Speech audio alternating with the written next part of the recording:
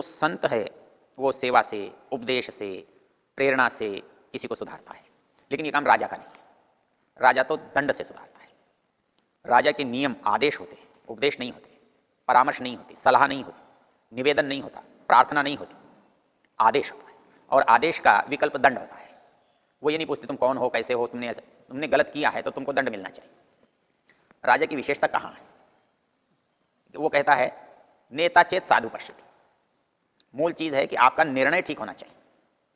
आप विवेक पूर्वक दंड का संचालन करें, विवेक पूर्वक पुरस्कार दें तो निश्चित उसका प्रभाव अनुकूल होगा।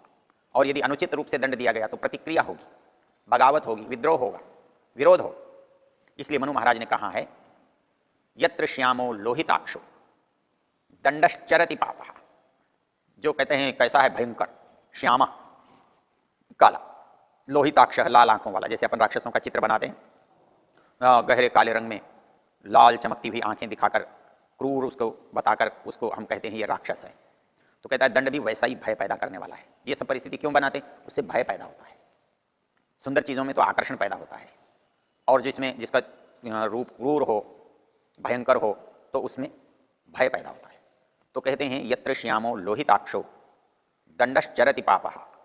जहां ऐसा दंड विचरण करता है प्रजास्तत्र न मोह्यन्ति, वहां कभी भी प्रजाएं नियम से विमुख नहीं होती, मर्यादाओं का उल्लंघन नहीं करती। बस एक चीज ध्यान रखने की है, नेता चेत साधु पश्यति। नेता को ऐसा होना चाहिए जो मजबूत हो, जो शत्रु को जानता हो, शत्रु को समझता हो, मित्र को पहचानता हो और शत्रु को दंडित करने में समर्थ हो।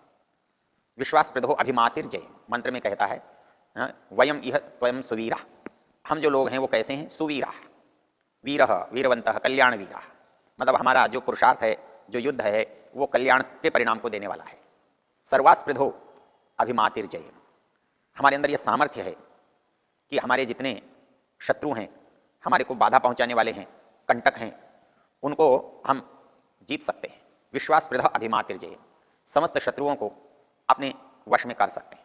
इसलिए ये जो दंड की, शासन की जो योग्यता है, क्षमता है, वो तो होनी चाहिए। और ये एक बार भी स्थान रिक्त नहीं होना चाहिए, क्योंकि यदि थोड़ी सी भी उपेक्षा हो गई, थोड़ा भी बंधन शिथिल हो गया, निगरानी कम हो गई, तो मनुष्य की स्वाभाविक प्रवृत्ति है कि वो उल्टा चलता है।